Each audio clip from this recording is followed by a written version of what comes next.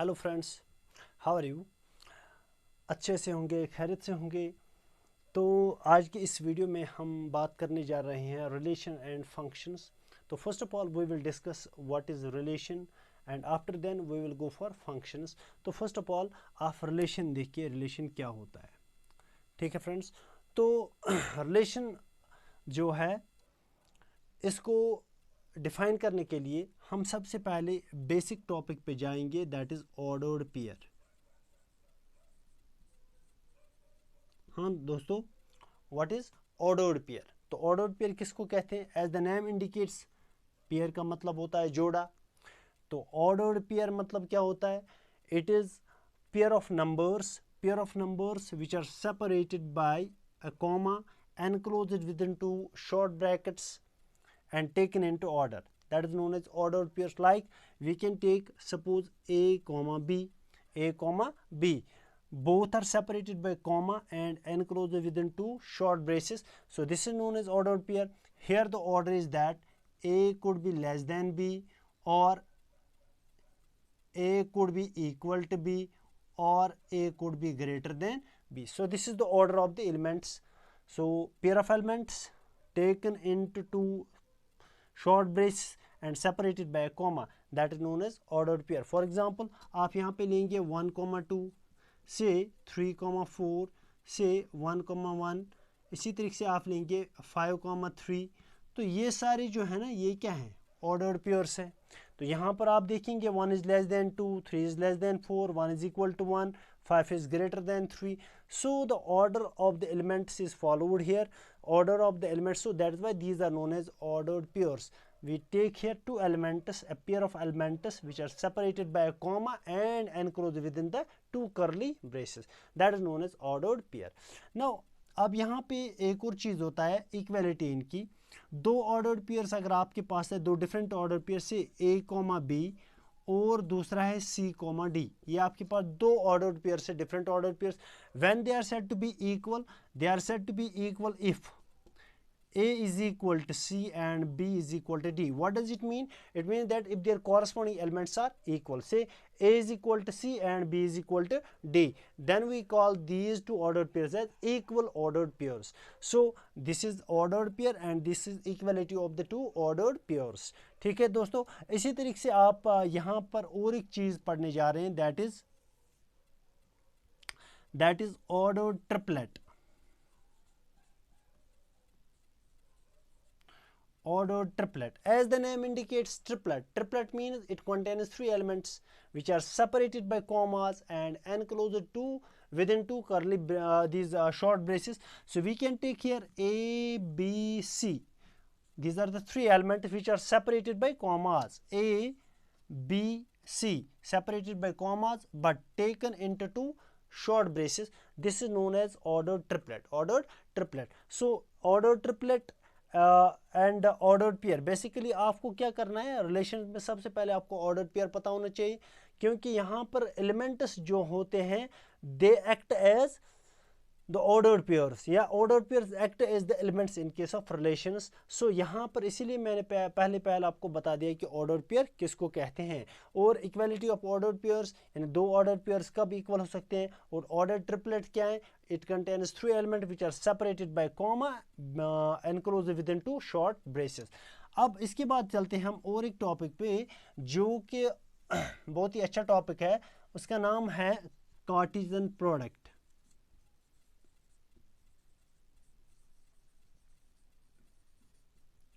Cartesian product क्या होता है दोस्तों?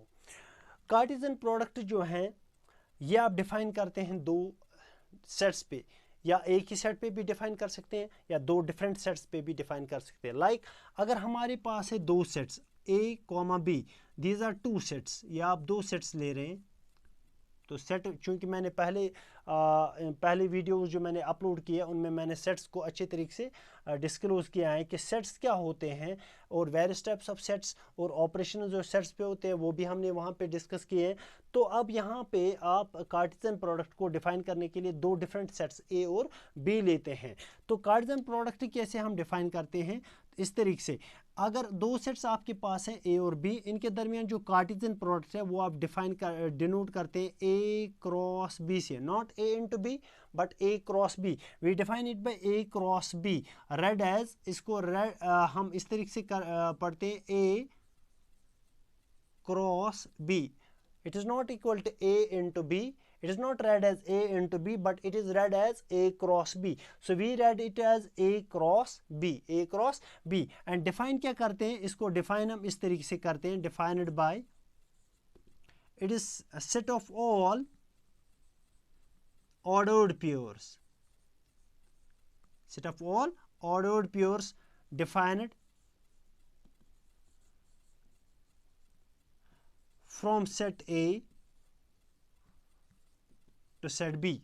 सेट ए से लेके सेट बी तक आप कितने ऑर्डर्ड पेयर्स डिफाइन करेंगे, उनकी एक कलेक्शन बनानी है, उनका एक सेट बनाना है। उस सेट को बोलते हैं Cartesian product between the two sets A and B.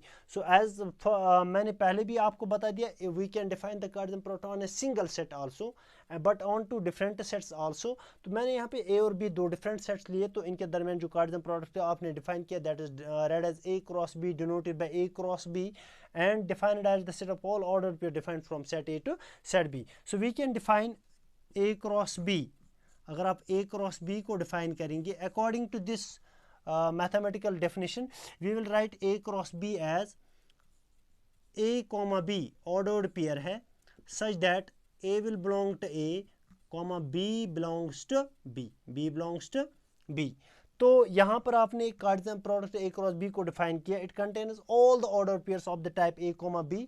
तमाम ऑर्डर पेयर्स इसमें आएंगे ए कोमा बी टाइप पे, such that first element of the order pair belong to the first set and second element of the order pair belong to the second set. So this is known as Cartesian product between the two sets.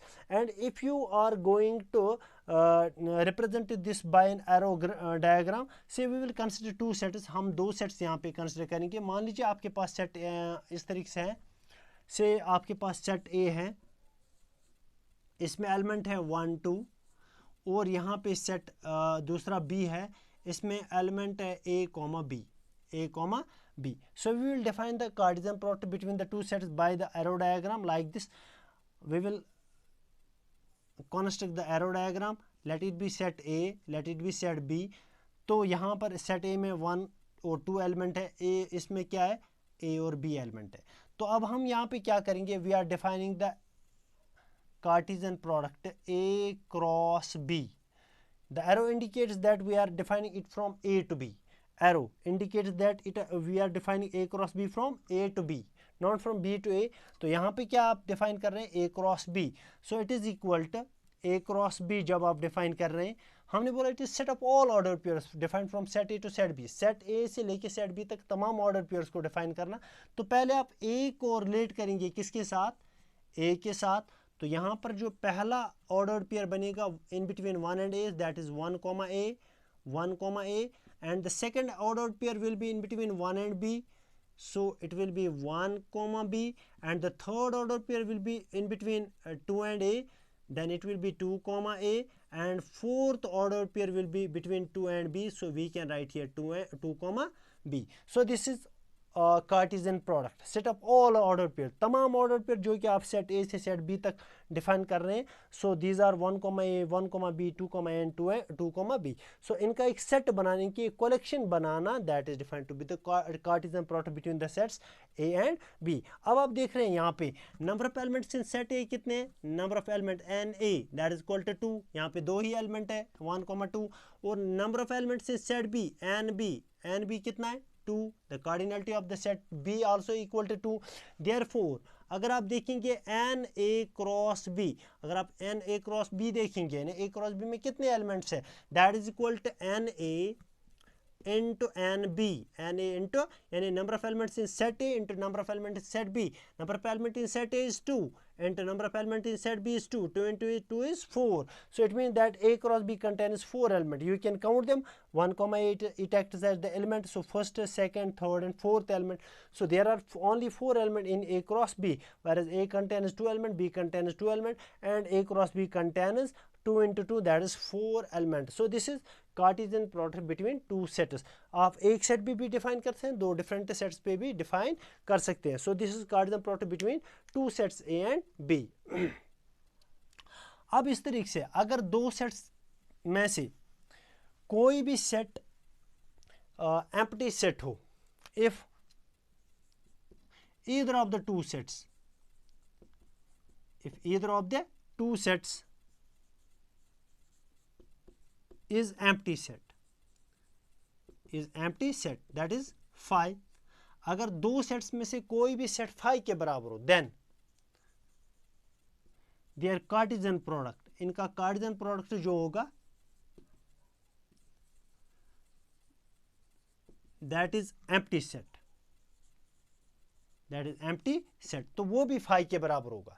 यानी अगर दो sets में से कोई भी set किसके बराबर होगा, फाई सेट के बराबर. ये मान लीजिए पहला सेट फाई के बराबर है, तब भी कार्टिजन प्रोडक्ट किसके बराबर आएगा, फाई के बराबर ही, यानी एम्प्टी सेट. और अगर दूसरा सेट फाई के बराबर है, तब भी कार्टिजन प्रोडक्ट इनका फाई सेट के बराबर ही आएगा. और अगर दोनों भी फाई के बराबर है, यानी कि दोनों एम्प्टी सेट्स है, तब भी कार्टिजन प्रोडक्ट फाई सेट के बराबर ही आएगा. तो ये था Cartesian product between two sets. इस तरीके से आप कार्टिजन प्रोडक्ट डिफाइन कर सकते हैं. दो डिफरेंट सेट्स और एक ही सेट पे आप डिफाइन कर सकते हैं. तो इसके बाद आप चलेंगे डायरेक्टली आप रिलेशन पे. हाँ, तो अब हम डिफाइन करेंगे दोस्तों रिलेशन. रिलेशन क्या होता है? अगर आप ऑर्डिनरी लैंग्वेज में देखेंगे relation, we say that a person is in relation with other person. एक पर्सन दूसरे पर्सन के साथ कोई रिलेशन में है, किसी रिलेशन में है.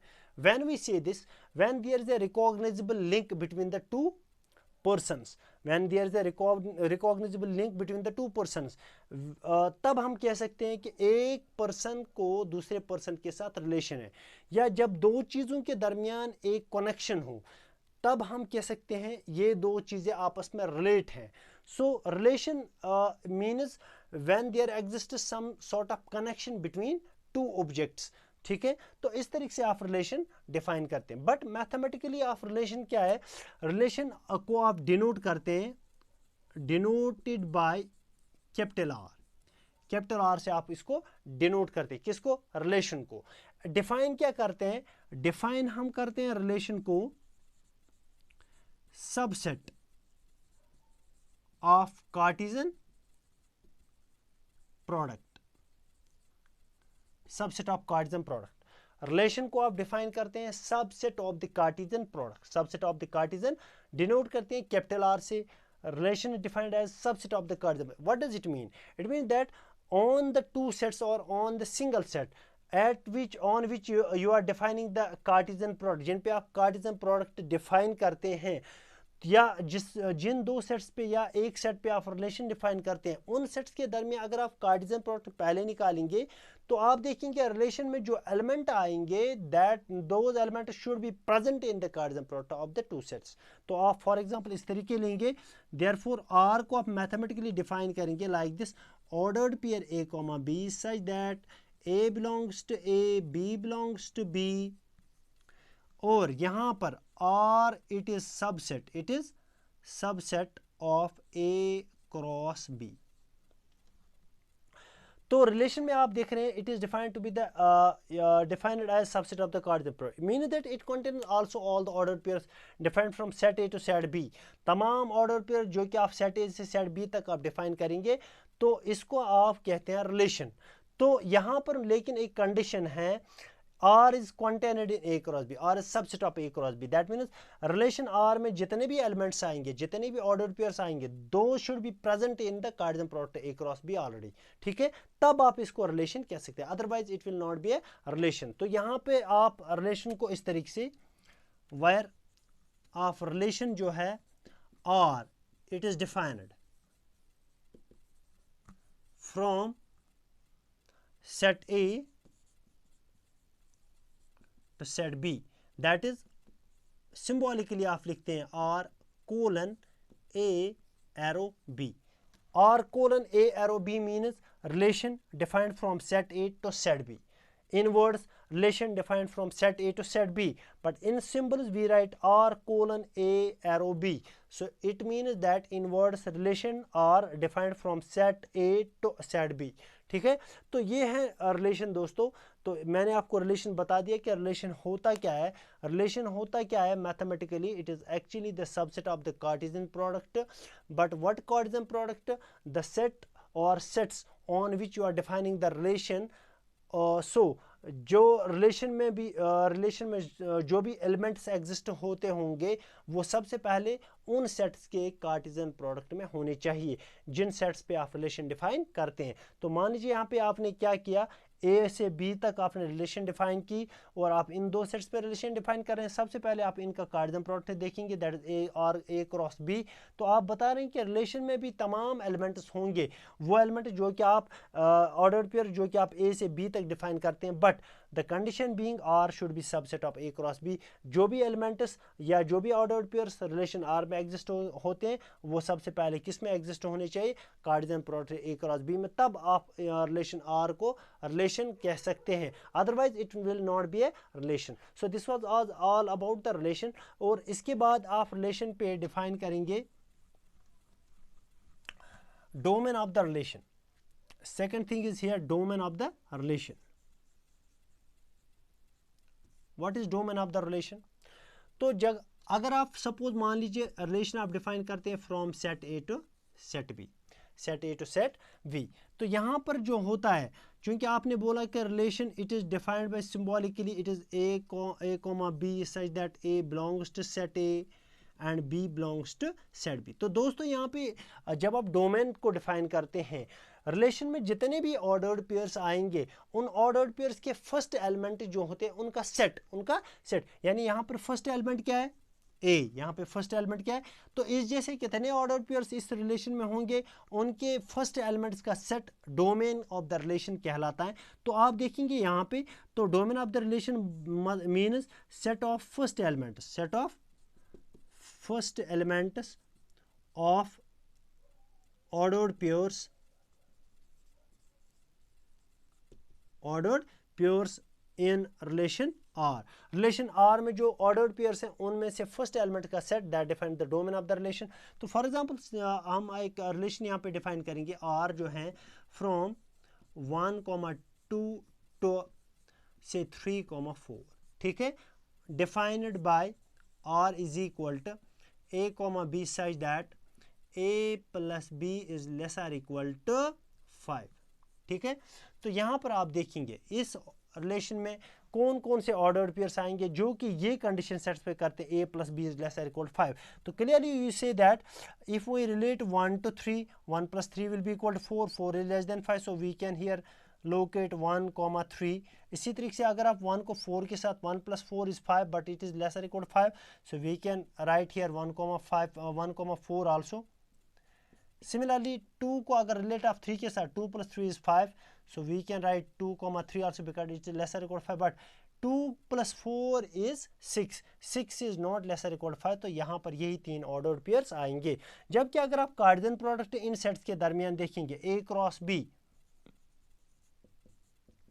बट ए क्रॉस बी अगर आप देखेंगे यहाँ पे ए क्रॉस बी आएगा 1,3, 1,3, फिर आएगा 1,4, 1,4, फिर आएगा आपका 2,3, इट इज 2,3 और लास्ट में आपका आएगा 2,4. सो this is Cartesian product. Clearly you see that जो भी रिलेशन में ऑर्डर पेयर्स आ गए यहाँ पे वो इसमें प्रेजेंट है 1,3, 1,4, 2,3 यहाँ पे present, but it contains also one order pair 2,4 which is not present in the relation R. So अब आपको यहाँ पे डोमेन करना है, domain define. What is domain? Set of first elements of the order. First element क्या है यहाँ पे 1, फिर क्या यहाँ पे 1, फिर क्या यहाँ पे 2, यहाँ पे 2.